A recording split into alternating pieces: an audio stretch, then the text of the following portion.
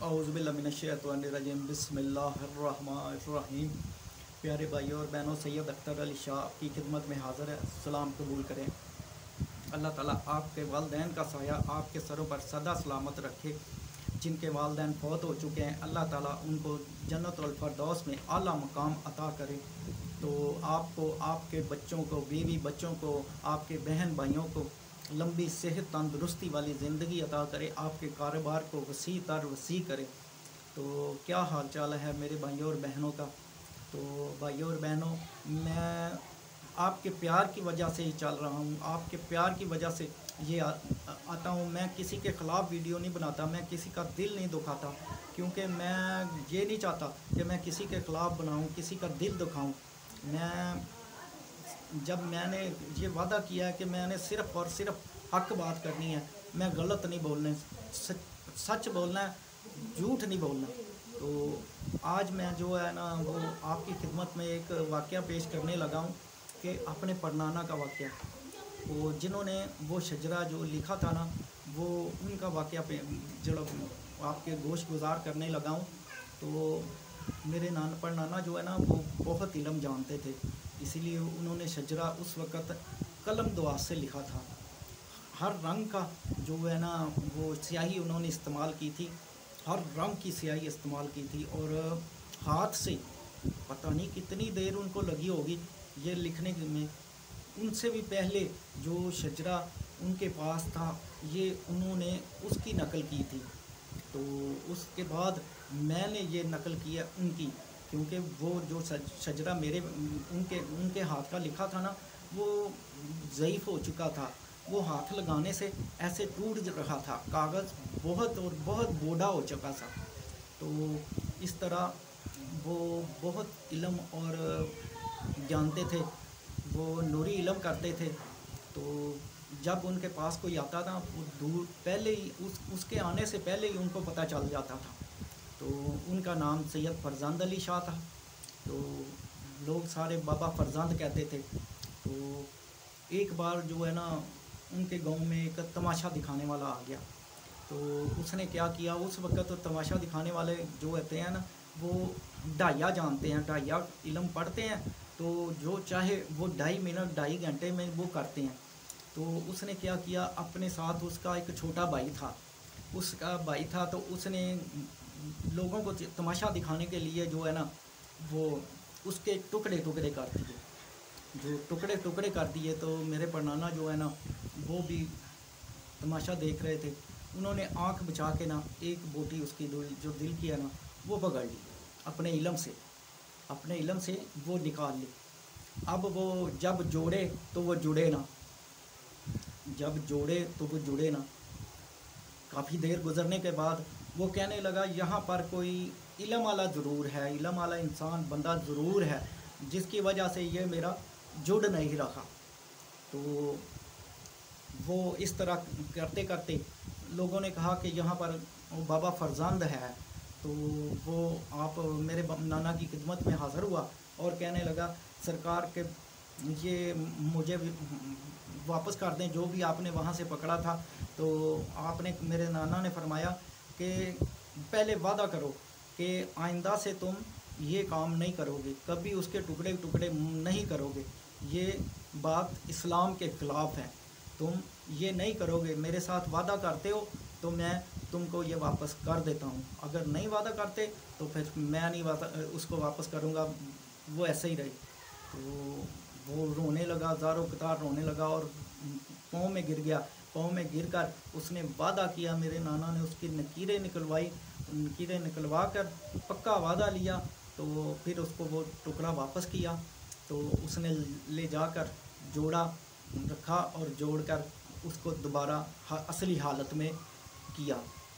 ये वाक़या था कि उनको ये बर्दाश्त ना हुआ कि ये इसने टुकड़े टुकड़े किए हैं ना, तो ये इस तरह कभी भी नहीं करना चाहिए, ये इस्लाम के ख़िलाफ़ है। तो ये सच्चा वाक़या है। तो एक बार इसी तरह एक काफ़ी मजमा जुड़ा हुआ था, लोग जुड़े हुए थे, तो वहाँ इंसान बनकर ना एक सांप आकर बैठ गया। तो मेरे नाना जो है ना वो इल्म तो जानते थे, उन्होंने पहचान कर ली। उन्होंने पहचान कर ली। जब उसको भी पता चल गया कि इन्होंने मुझे देख लिया, वो चुपके से उठकर चलना शुरू कर दिया। मेरे परनाना जो है ना वो पीछे पीछे चल पड़े। जब पीछे पीछे चल पड़े तो वो एक झाड़ी के ऐसे उसने इर्द गिर्द फेरा लगाया, गायब हो गया। तो जब गायब हो गया तो मेरे परनाना वहाँ ही उसको देखते रहे और देखते रहे। वो उसको आवाज़ फिर वो मेरे परनाना को दी। उसने कहा कि फरजंद शाह, ये सजी चीची, ये छोटी उंगली है ना, ये सजी चीची के लहू दे जो, रत दे जो, पंजाबी में ना लहू दे जाओ और दौलत ले जाओ। मेरे परनाना ने कहा नहीं, ये नहीं मैं करूँगा, क्योंकि अगर मैंने अपना खून दे दिया तो फिर औलाद नहीं होगी मेरे घर में। तो उन्होंने वो तर्क कर दिया, तो वापस घर आ गए। तो ये भी सच्चा वाक़या था। तो मेरे बड़े बुज़ुर्गों के साथ काफ़ी जो है ना वो ऐसे वाक़यात गुज़रे हैं। तो मेरे परदादा जो है ना, मेरे परदादा जी, तो उनका एक वाक़या सुनाता हूँ। उनके पास भी ना हवाई मखलूक़ात थी। तो एक बार ना मेरी परदादी कहती है कि शाह साहब, हमें थोड़ी सी ना तूड़ी चाहिए। तो मेरे परदादा जो उन्होंने कहा, बालके होते थे उनके, उन्होंने कहा कि जाओ यार तूड़ी लेके आओ। उन्होंने क्या किया, वो बड़े बड़े पल्ले होते थे जो ऊपर से ना लिपे होते थे मट्टी से, तो वो पूरा पल्ला ही उठा कर ना चल पड़ा। तो वो जो पल्ले का मालिक था ना, वो भी पीछे पीछे आ गया और कहा कि शाह साहब, ये आपके बालके तो है ना, वो हमारा पूरा पल्ला ही उठा कर ले आए हैं। तो उन्होंने कहा इतनी तूड़ी नहीं चाहिए थी, थोड़ी सी चाहिए थी, बस एक छत की लिपाई करनी थी। तो एक बार जो है ना मेरी परदादी जो है ना वो कहने लगी कि शाह साहब, घर में आटा ख़त्म हो गया तो बाज़ार से लेकर आए। तो वो मेरे परदादा कहते हैं कि अंदर जाकर देखो, आटा तो पड़ा हुआ है। तो जब मेरी परदादी ने अंदर जाकर देखा तो मट्टी भी फुल, जो उस वक़्त मट्टी की चाटियाँ जो होती थी ना, घड़े जो होते हैं वो होते थे, वो भी फुल, सारे बर्तन जितने बर्तन थे ना वो सारे आटे से फुल हुए। तो वो हैरान और परेशान हो गई। तो ये वाक़यात मेरे ख़ानदान में चले आ रहे हैं, अभी तक चले आ रहे हैं। मैं अपने परदादा जी के बाद मैं इस फील्ड में आया हूँ। तो ये सच्चे वाक़यात हैं। मेरे परनाना, नाना, मेरे मामू सब ऐसे ही यही काम करते थे। तो हम ख़ानदानी जो है ना, ये सारा कुछ हमारा चला आ रहा है। तो ये चंद वाक़यात थे जो गोशगवार आपके किए हैं मैंने। हाँ, एक बार जो है ना मेरे परदादा की बात आपको सुनाने लगा हूँ। एक बार जो है ना गांव वाले उनको कहने लगे कि शाह साहब, ये घोड़ी है, इसका पता करें कि ये बछेरा देगी कि बछेरा के घोड़ा देगी कि घोड़ी देगी। तो मेरे परदादा जी ने कहा कि अपने बालके से कहा कि जब पता कर।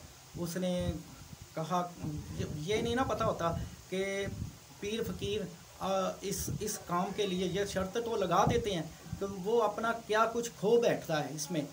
जब मेरे परदादा जी ने अपने बालके से कहा कि बताओ यार, ये क्या देगी, बछेरा देगी कि बछेरी, तो वो कहने लगा कि अगर आप मुझे आज़ाद करोगे ना तो फिर मैं बताऊंगा। मेरे परदादा सोच में पड़ गए। फिर उन्होंने कहा कि जो तुझे आज़ाद कर दिया, तुम बताओ तो सही। वो घोड़ी का पता किया उसने बताया जी बछेरा देगी, और खोर उसके जो हैं सफ़ेद होंगे, जो उसके माथे पे है ना वो भी सफ़ेद ऐसे फुली होगी। तो कुछ माह गुजरने के बाद जो घोड़ा पैदा हुआ वो उसी तरह सफ़ेद खुर और उसके माथे पे ऐसे सफ़ेद। तो लोग जो है ना वो बहुत खुश हुए। तो उस वक़्त मेरे परदादा जी तो अपना खो चुके थे सब कुछ, क्योंकि वो उसको आज़ाद कर चुके थे। तो ये भी होता है कि लोग अपने मतलब की खातर कह देते हैं कि ये ऐसे करो, शर्त लगा देते हैं। बकाया ये नहीं सोचते कि जो पीर फ़कीर है ना वो अपना क्या कुछ खो देता है इसमें। वो तो अपना सब कुछ ऐसे ही जो है ना वो तो कर्ज गुजरता है। तो इंसान जो आम इंसान होता है ना, उसको नहीं पता चलता।